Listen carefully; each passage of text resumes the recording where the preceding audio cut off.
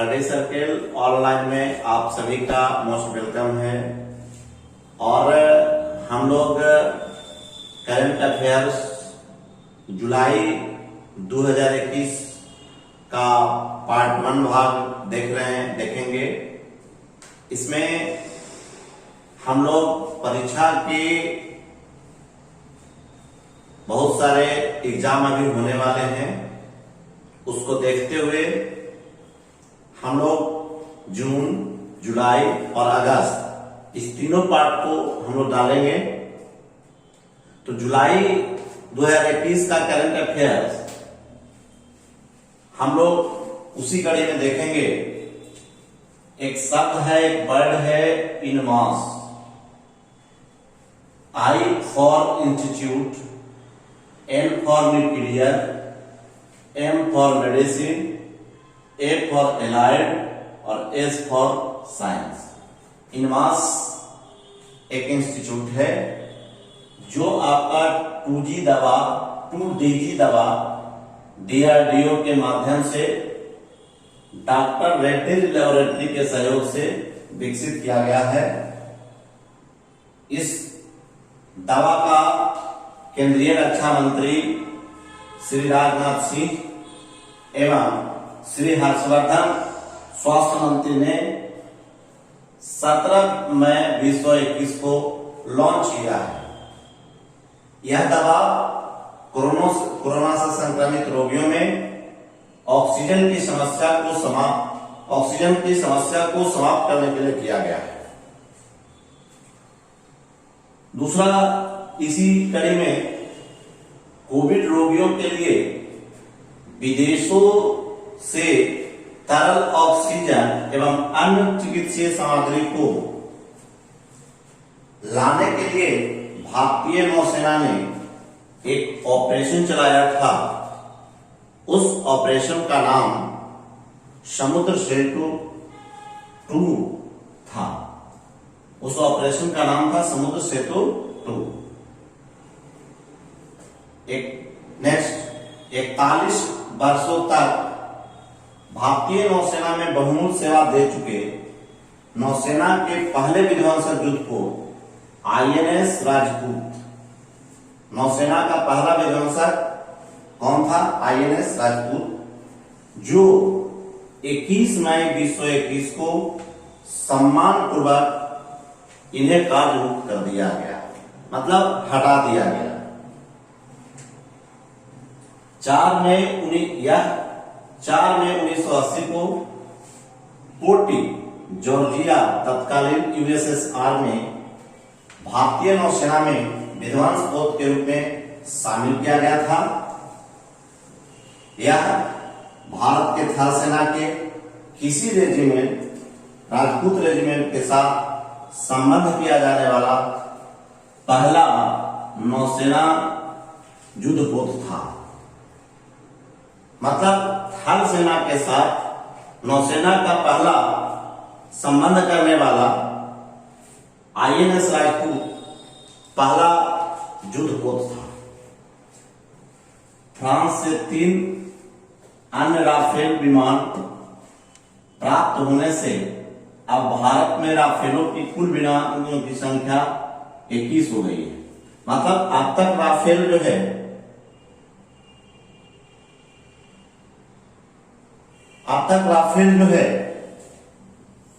France से प्राप्त होने वाली कुल 21 विमान प्राप्त कर चुका है। चूंकि हम लोग जानते हैं वायुसेना की एक स्क्वाड्रन में विमानों की संख्या 18 रहती है। अभी हम लोग जान रहे हैं कि ये जो राफेल है उसका निर्माण फ्रांस के डसाल्ट एविएशन कंपनी है, उसके द्वारा निर्माण किया जाता है। इसमें कुल 36 राफेल विमानों की खरीद के लिए कुल 58,000 करोड़ का सौदा किया गया है, जो भारत का में पहला सितंबर 2016 में आया था और इसे 2023 तक 3600 विमान को प्राप्त कर लेना है। शुरुआत हुआ था सितंबर 2016 में और समाप्त हो जाएगा 2023 में, और कुल राफेलों की संख्या होगी 36, जिसका कुल कीमत 58,000 करोड़ होगा। उसी प्रकार से दूरदर्शन ने एक इंटरनेशनल चैनल का शुरुआत किया है। वह योजना प्रसार भारती के माध्यम से होगा। पश्चिम बंगाल में विधान परिषद का गठन का प्रस्ताव ममता बनर्जी के मंत्रिमंडल द्वारा पारित किया जा चुका है। इस तरह का गठन संविधान के अनुच्छेद 171(2) के तहत किया जाता है। इसमें लोकसभा व राज्यसभा के साधारण बहुमत से पास होना चाहिए। जब लोकसभा राज्यसभा के साधारण बहुमत से पास हो जाती है तो इसका अनुमोदन के लिए राष्ट्रपति के पास जाता है, और जब तक वहां से नहीं अनुमोदन होता है तब तक जो है विधान परिषद का गठन नहीं हो पाता। पश्चिम बंगाल में विधान परिषद के गठन की शुरुआत पहले भी हो चुकी है। वह 1952 में हुई थी, लेकिन फिर भी वहां पर विधान परिषद का गठन नहीं हो पाया था, और 1969 में इसे समाप्त कर दिया गया था। विधान परिषद के गठन के लिए 2010 में असम में भी पारित किया जा चुका है, लेकिन अब तक वहां भी जो है विधान परिषद का गठन नहीं हुआ है। उसके साथ साथ राजस्थान में 2012 में विधानसभा द्वारा पारित किया गया है।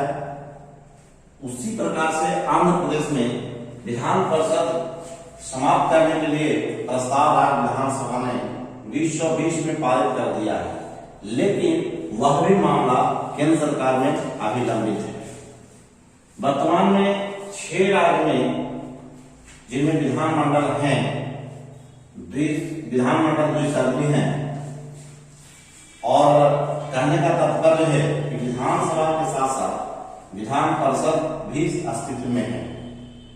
वह राज्य है, पहला उत्तर प्रदेश, दूसरा आपका बिहार, तीसरा आंध्र प्रदेश, चौथा महाराष्ट्र, पांचवा तेलंगाना और छठा कर्नाटक। तो इस प्रकार से हम लोग पहले जानते थे क्या कि जम्मू कश्मीर था तो उसको जुम्बका के नाम से जानते हैं। तो अब जो आपका आ गया ये 6 राज्य है।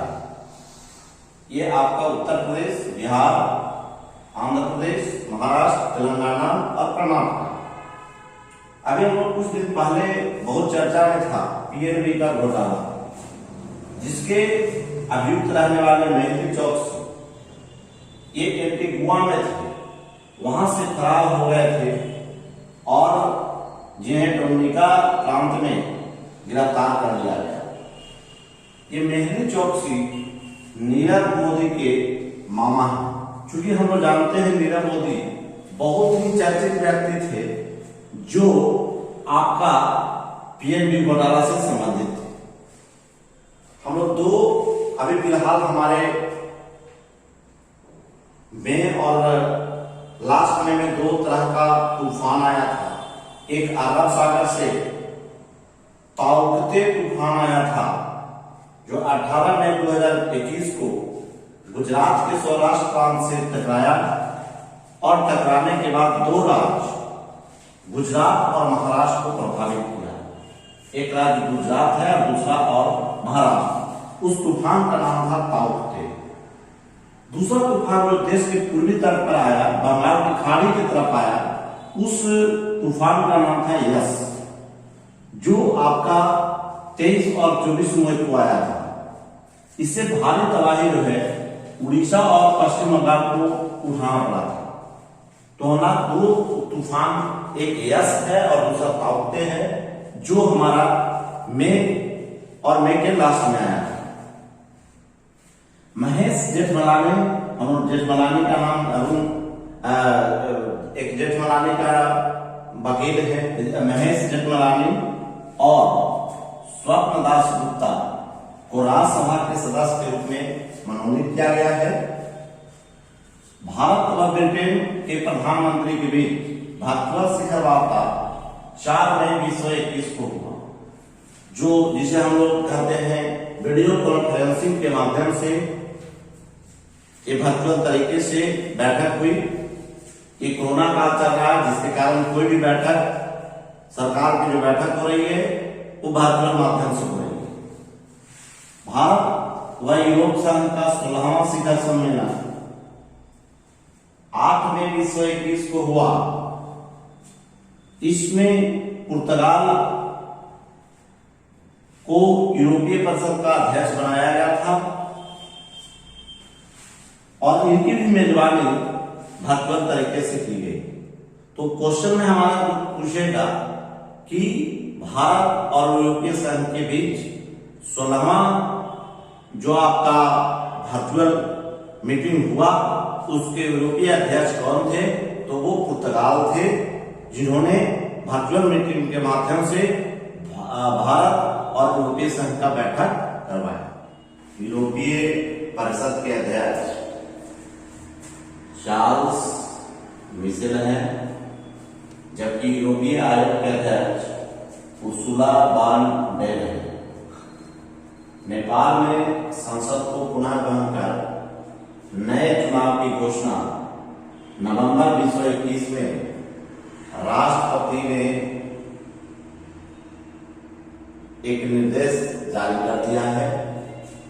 नेपाल के राष्ट्रपति विद्या देवी भंडारी ने संयुक्त राष्ट्र महासभा के 76वें सत्र के अध्यक्ष अब्दुल्ला साहिब, जो मालदीव के हैं, और यह प्रत्येक सितंबर का मंगलवार को दिन को होता है। इस बार 16 सितंबर 2021 को होगा। 75वें सत्र के अध्यक्ष जो सितंबर 2020 में हुआ था, वोल्कर बोजिकर, जो टर्की के हैं। यूएन के 193 सदस्य राष्ट्रों में अर्जेंटीना, इक्वेडोर और नाइजीरिया 3 ऐसे देश हैं जिन्हें संयुक्त राष्ट्र महासभा की अध्यक्षता का अवसर 2 बार बनाया जा चुका है। क्वेश्चन पूछेगा कि 2 बार संयुक्त राष्ट्र महासभा के अध्यक्षता करने का अवसर किन 3 देशों को मिला है? तो एक देश है उसमें अर्जेंटीना, इक्वेडोर, नाइजीरिया। जबकि विश्व के अधिक शक्तिशाली माने जाने वाले देश अमेरिका, रूस, जापान, फ्रांस, ब्रिटेन और चाइना को अब तक कभी भी महासभा की अध्यक्षता करने का मौका नहीं मिला, क्योंकि सुरक्षा परिषद के किसी अस्थायी देश से महासभा अध्यक्षता न चुने जाने की परंपरा है। जबकि भारत के महासभा की अध्यक्षता का अवसर 1953 में मिला था, जब भारत की श्रीमती विजयालक्ष्मी पंडित संयुक्त महासभा के 8वें सत्र की अध्यक्षता की थी, जो विश्व की पहली महिला थी। श्री विजयालक्ष्मी पंडित यूएन महासभा की पहली महिला अध्यक्ष। अब तक 4 महिला अध्यक्ष जो हैं संयुक्त राष्ट्र महासभा के अध्यक्षता कर चुके हैं। पहला है विजयालक्ष्मी पंडित, जो भारत 1953 8वें सदस्य। दूसरा एमजी एलिजाबेथ ब्रुक्स, लाइबेरिया के 1969 24वें सत्र के बने। तीसरा हयात राशिद अल खलीफा, बहरीन के 2006 में 61वें सत्र के अध्यक्ष बने। चौथा मारिया फर्नांड एस्पिनोसा, जो इक्वेडोर के हैं, 2018 के 73वें सत्र के अध्यक्ष बनाए गए। अफ्रीकी देश माली एक बार पुनः सैन्य विद्रोह का शिकार मई 2021 में उस समय हुए जब कर्नल असीमी गोइता के नेतृत्व में विद्रोही सैनिक ने राष्ट्रपति बाह एन दाव, प्रधानमंत्री मोक्टर ओबनोवा और रक्षा मंत्री सुलेमान डकोर को हिरासत में लेकर सत्ता पर काबिज हो गए। इसका मतलब वहां पर सैन्य विद्रोह का नेतृत्व जो है कर्नल असिमी गोइता ने किया। अभी हम लोग माली में सैन्य विद्रोह की चर्चा कर रहे थे। माली में यह तीसरा सैन्य विद्रोह है जो एक ही दशक में हुआ है। पहले भी हो चुका है 2012 में और 2020 में और मई 2021 में हो चुका है। अब तक 3 बार वहां सैन्य विद्रोह हो चुका है। सीरिया में 7 वर्षों के एक और कार्यकाल के लिए बशर उल असद को राष्ट्रपति बनाया गया है। यह लगातार 21 वर्षों से राष्ट्रपति रह चुके हैं।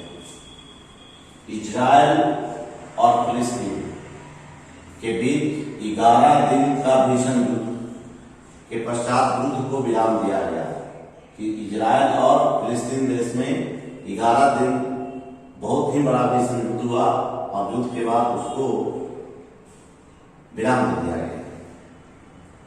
चूंकि हम लोग जानते हैं कि चाइना 1980 के दशक में वहां रोक लगा दिया था कि एक बच्चे से ज्यादा पैदा करने पर न तो उनको सरकारी सुविधा मिलेगी न तो इलेक्शन में खड़ा होने का अधिकार दिया गया था। लेकिन मई 2021 में वहां की सरकार ने 3 बच्चे पैदा करने के लिए सरकार को अनुमति प्रदान कर दी, जबकि 2016 में दूसरे बच्चे के लिए अनुमति दी गई थी। इसके पहले वहां पर एक बच्चे पैदा करने की अनुमति थी, लेकिन 2016 में दूसरे बच्चे और मई 2021 में 3 बच्चे को पैदा करने की अनुमति दी, क्योंकि देश में युवाओं की संख्या घट रही थी और वृद्धजनों की संख्या बढ़ रही थी। इस चिंता के कारण वहां के राष्ट्रपति ने यह घोषणा की। चीन के राष्ट्रपति शी जिनपिंग हैं। चीन की वर्तमान में जनसंख्या 1.4 अरब है। मालदीव के अड्डू शहर में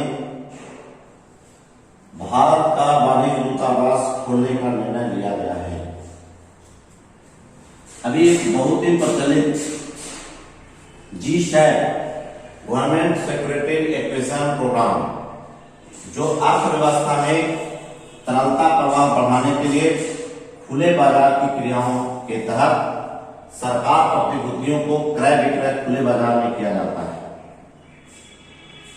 तो ये G-SAT नया प्रोग्राम आया है, जिसके तहत तरलता प्रवाह के लिए खुले बाजार की क्रियाओं के सरकारी प्रतिभूतियों को खुले बाजार में किया जाएगा।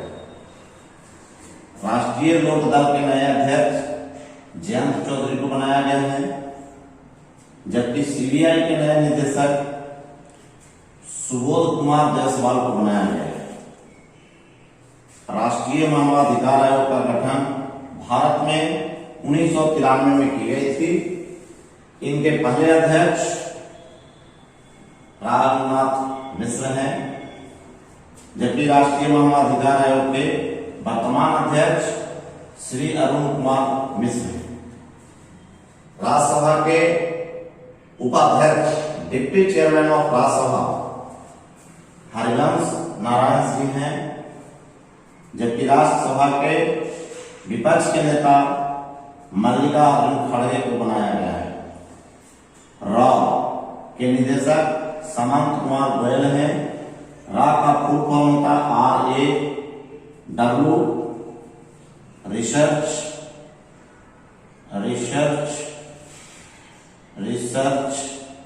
Analysis wing. रिसर्च एनालिसिस और RAW का फुल फॉर्म होता है रिसर्च एनालिसिस विंग, जिसके डायरेक्टर समंत कुमार गोयल है।